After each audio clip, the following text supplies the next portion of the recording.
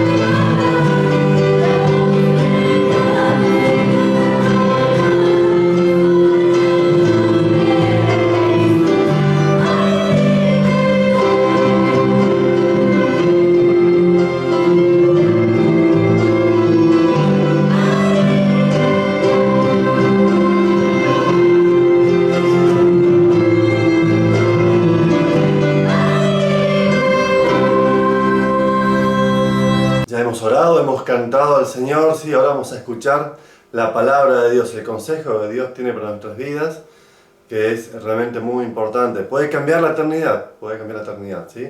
Nuestro hermano, nuestro pastor, Jorge Parada, nos va a compartir la palabra del Señor. Buenas noches, hermanos y amigos, qué bueno poder encontrarnos para escuchar la verdad de Dios, eso es lo importante, la verdad de Dios. Vamos a abrir la Biblia, la palabra de Dios en 1 Timoteo capítulo 1, versículo 15. Dice así, palabra fiel y digna de ser recibida por todos, que Cristo Jesús vino al mundo para salvar a los pecadores, de los cuales yo soy el primero, ¿sí? El apóstol Pablo nos está compartiendo esta verdad de Dios, Dice él, palabra fiel y digna, ¿no es cierto? Es una palabra que se puede confiar, porque es una palabra fiel, una palabra que no falla, y es una palabra digna, ¿sí? De ser recibida por todos, que Cristo Jesús vino al mundo para salvar a los pecadores. Y este texto nos está marcando cuál es el problema del ser humano, ¿sí?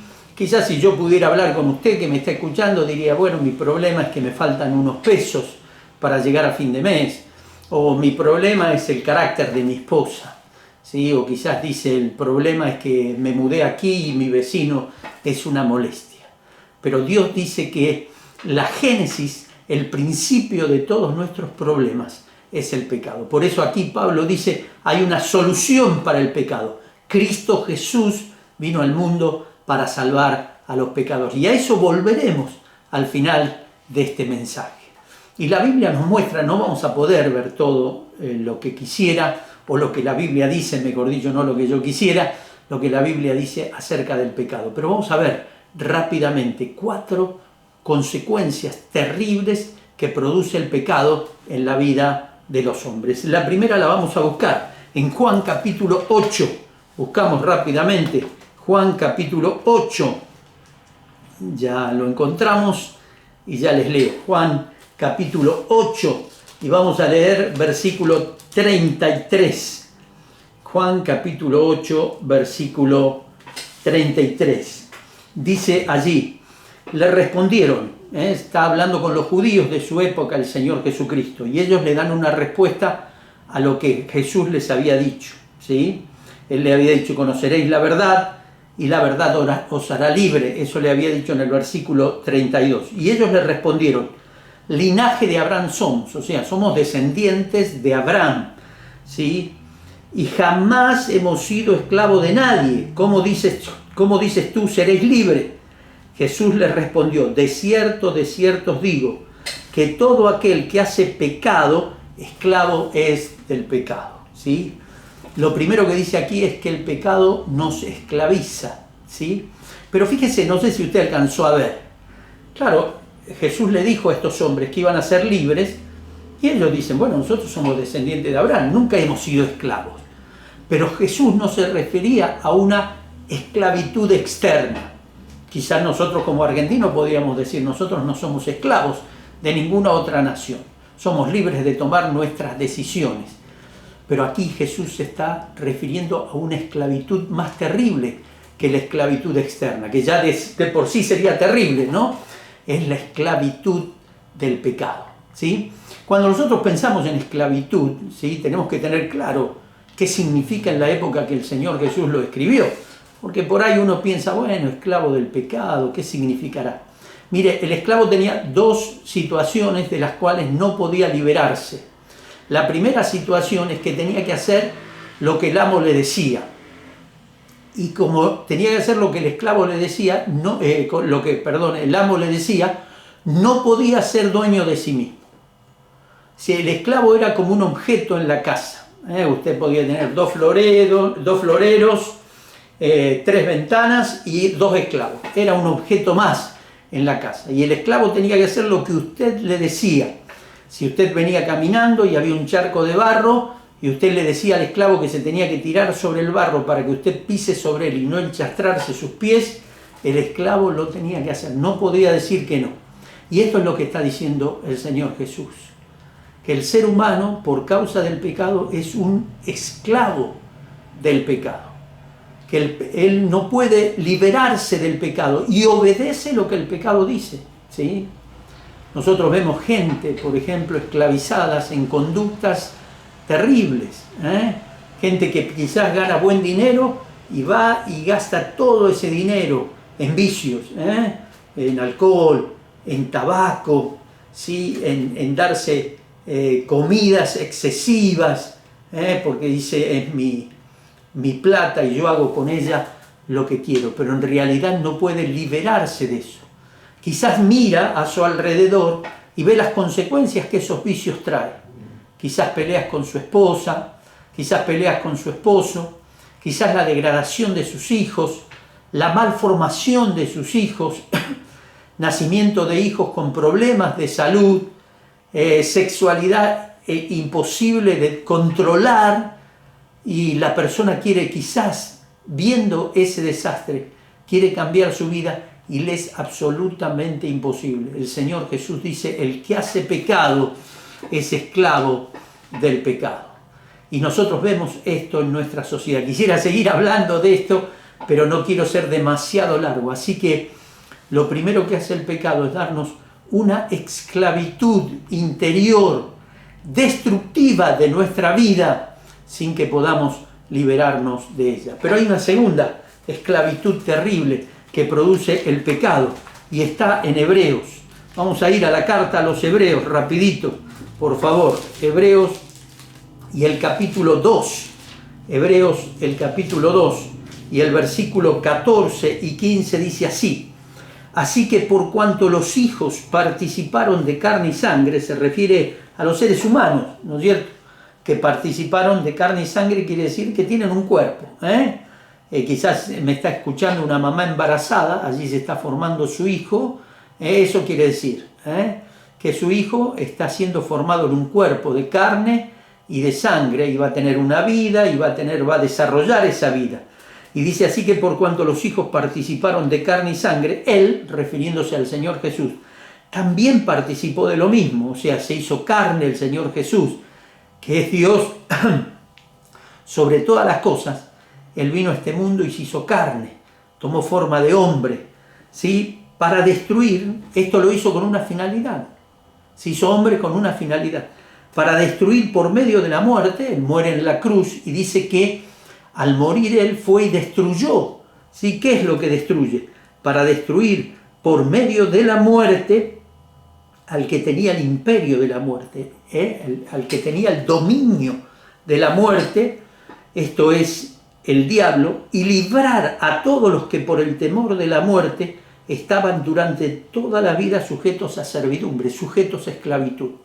La segunda esclavitud que produce el pecado es la esclavitud de la muerte, ¿sí? Pero aquí no, también, como dijimos en el caso antes de la esclavitud, no era la esclavitud física, era la esclavitud espiritual que el pecado produce en el hombre.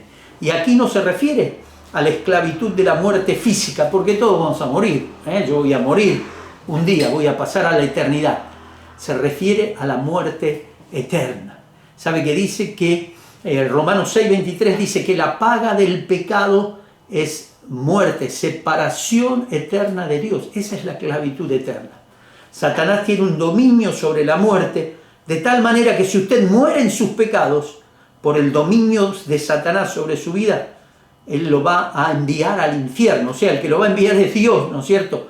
Pero por ese dominio de Satanás, porque usted no se libera del dominio de la muerte pecaminosa sobre su vida. Pero dice ese texto precioso, la paga del pecado es muerte, pero la dádiva de Dios, el regalo de Dios es vida eterna. Ya no muerte eterna, es vida eterna en Cristo Jesús, Señor nuestro.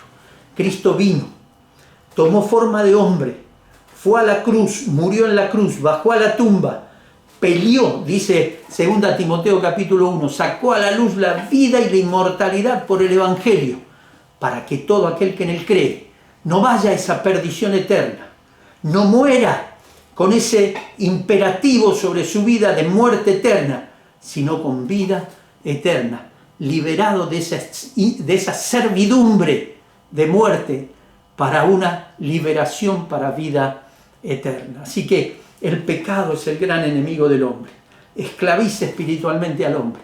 esclaviza para una muerte eterna. Pero quisiera decir una tercera cosa que hace el pecado en la vida del hombre. Vamos a mirar Colosenses capítulo 1, capítulo 1 y versículo 21 dice así la palabra de Dios.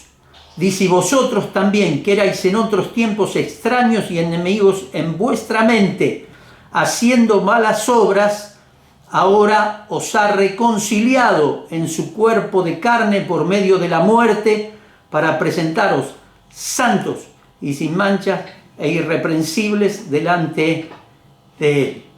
Dice que nosotros éramos en otros tiempos extraños y enemigos en nuestra mente.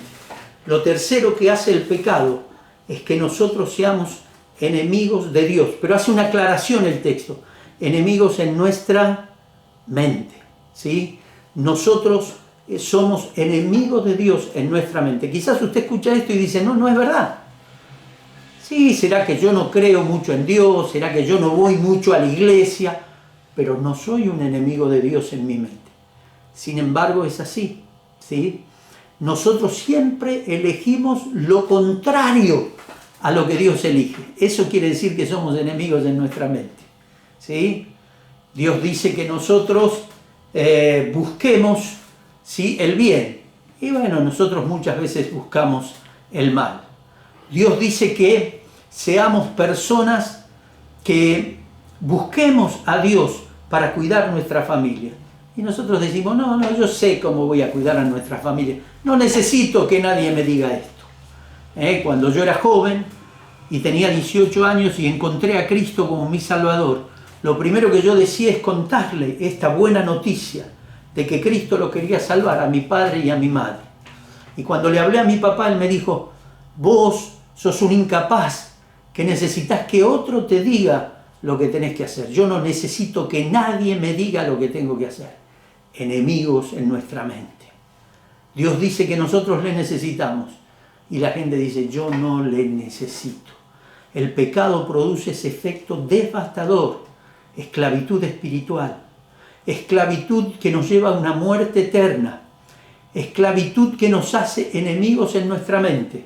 Y en cuarto y último lugar, aunque hay mucho más para decir de esto, les voy a leer Génesis capítulo 2 y versículo 15. Dice: tomó pues Jehová Dios al hombre y lo puso en el huerto del Edén para que lo labrara y lo guardase. Este texto que acabo de leer es antes de que el pecado entrara al mundo. Si usted lee la Biblia, le animo a leer el capítulo 3, usted va a ver que allí el pecado entra en el mundo y produce todo un efecto devastador, como venimos desarrollando. Pero fíjese lo que dice aquí el texto. Dice que antes de que el pecado entrara, Dios había creado al hombre y lo crió con finalidades. No es la única esta que le estoy leyendo. Dice que Dios lo puso en el huerto del Edén al hombre para que lo labrara y lo guardase. Dios creó al ser humano, a usted y a mí, con dos características nos puso en la tierra: ser productivos y cuidar lo que producimos, ¿sí? Y el pecado produce todo lo contrario, ¿sí? El hombre, en vez de cuidar, desgrana. El hombre, en vez de cuidar, separa, ¿sí? Quizás usted que me está escuchando ahora está por separarse quizás de su mujer, o está por separarse de su esposo. Yo decía allí al principio, el pecado produce una esclavitud que, aunque vea que hacemos daño, lo seguimos haciendo. Una vez me tocó, un hombre me pidió si yo lo mudaba de su casa, y entonces lo fui a buscar con la camioneta. No sabía cuál era la situación, pensé que era una mudanza allá en los primeros años que estábamos aquí en Andresito y no había más oportunidades que pedir favores de este tipo. Y cuando fui a su casa y empezamos a cargar la camioneta, salieron los hijos de este hombre y se prendían por su pantalón y le decían: papá, no te vayas, papá, no te vayas. Lo estaba dejando a sus hijos y a su esposa por otra mujer.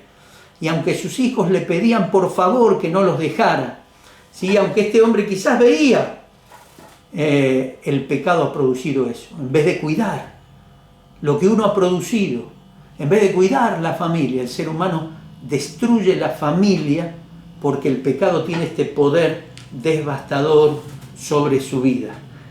Vamos a terminar con dos conceptos. Le leo Isaías capítulo 53, que tiene que ver con lo que venimos diciendo, ¿sí? Isaías capítulo 53, ya llego a Isaías, téngame un poquitito de paciencia. Dice Isaías capítulo 53, dice el versículo 6, todos nosotros nos descarriamos como ovejas, ¿sí? El pecado separa, el pecado desune. ¿Sabe qué quiere decir la palabra descarriar aquí? Dice que todos nosotros nos descarriamos como ovejas. La idea bíblica, ¿sabe cuál es? Supóngase que yo quiero apropiar de algo y estoy observando, si usted me mira y subrepticiamente, sin que usted se dé cuenta, quiero agarrar eso. Así el hombre, dice Dios. El hombre mira a Dios de reojo como diciendo, quiero irme de tu cuidado, quiero irme de tu protección. Eso quiere decir allí cuando Isaías dice, todos nosotros nos descarriamos como ovejas. El hombre sin Dios se vuelve improductivo, se vuelve un hombre desgranador, separador, destructivo, descarriado. Pero como empezamos al principio con el texto de 1 Timoteo 2:15, hay una solución. Este pecado tan terrible, ¿sí?, que esclaviza al hombre, que esclaviza la eternidad del hombre, que hace que el hombre sea un enemigo en su mente de Dios, que un hombre que podría ser una bendición para los que están a su alrededor se produce en un hombre destructivo, desgranador, volviéndose a Cristo, puede encontrar la libertad. Si el Hijo os libertare, seréis verdaderamente libres. Y dice Pablo, Cristo Jesús vino al mundo, esta es una palabra fiel y digna de ser recibida por todos, vino a libertar al hombre del pecado, ¿sí? Usted necesita a Jesús. Jesús vino a este mundo a morir en la cruz del Calvario para libertarlo del pecado. La finalidad de cuando Cristo muere en la cruz no es para que usted se entristezca, ni para que usted se emocione y diga, ah, qué bueno lo que hizo Cristo, qué bueno que era, qué gran hombre, qué gran entrega. Cristo Jesús vino al mundo para salvar a los pecadores. Pablo dice, yo soy el primero de los pecadores, a mí vino a salvarme. Ojalá usted pueda decir en este día, vino a salvarme a mí de las consecuencias terribles. Y recibiendo a Cristo, usted pueda transformar no solo su vida, sino todas las consecuencias dramáticas que el pecado pueda haber traído sobre su vida. Dice Efesios capítulo 1, ¿sí?, versículo 9 y 10, que Dios se propuso de reunir todas las cosas en Cristo, dice allí. O sea, todo lo que el pecado ha destruido, como decíamos, ha desgranado, ha destruido la eternidad del hombre. Dios se propuso devolver las cosas a su orden natural cuando la persona recibe a Jesús como Salvador. Quiero invitarle que reciba a Cristo como su Salvador. Yo voy a hacer una oración de guía para su vida y quiero que usted pueda acompañarme en esa oración recibiendo a Cristo como Salvador. Dígale así a Dios, Dios, veo las consecuencias terribles del pecado. No solo porque la veo en mi vida, sino porque tu palabra así lo dice. Pero gracias por tu amor. Gracias porque aunque merezco la condenación, Cristo vino al mundo para salvarme a mí, pecador. Le recibo como mi único y suficiente Salvador. Le acepto en mi corazón. Amén. Ojalá sea así. Y si usted se ha apartado de Cristo y está viendo otra vez las consecuencias del pecado sobre su vida, le aliento a que arregle sus cuentas con Dios y vuelva al redil, vuelva al cuidado del Salvador.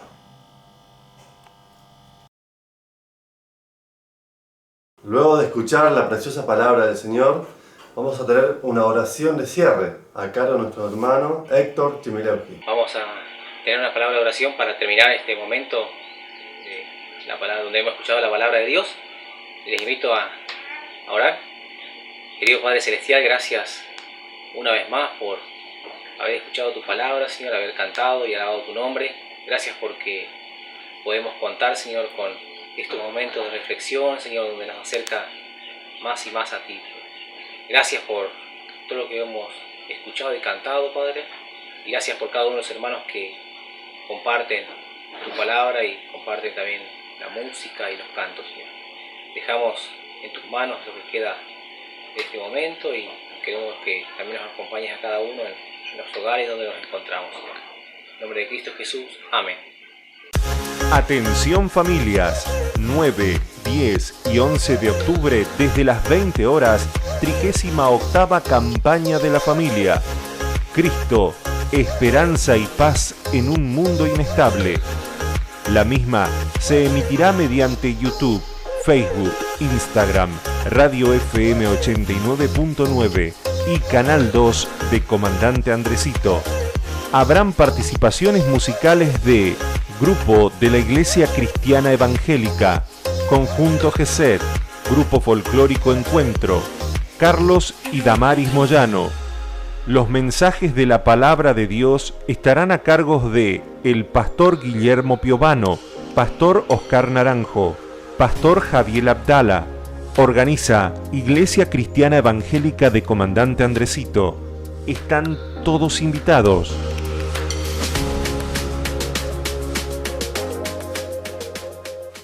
Acabamos de ver la publicidad, ¿sí?, de la campaña en la familia, el 9, 10 y 11 de octubre. Es un tiempo realmente precioso el cual vamos a tener, a escuchar la palabra de Dios, a escuchar sus consejos para nuestras vidas. Y además también queremos invitarlo a las actividades que nosotros realizamos en la congregación, en la iglesia, ¿sí? Estamos realizando de forma presencial la reunión de oración el día miércoles a las 8 de la noche y el domingo la cena del Señor a las 8:30 de la mañana, y luego tenemos la escuela dominical también, ¿sí?, para las clases de los adultos y de los jóvenes, ¿sí? Están todos invitados. Y también tenemos de forma virtual los devocionales diarios por medio de la página de YouTube. Y también tenemos las reuniones del día sábado también por ese mismo medio, ¿sí? Lo esperamos por esos medios y también en el templo para que pueda aprender más y escuchar el consejo que tiene Dios para su vida y para mi vida. También al finalizar ahora van a ver unos números con los cuales ustedes pueden comunicarse por si les quedó alguna duda.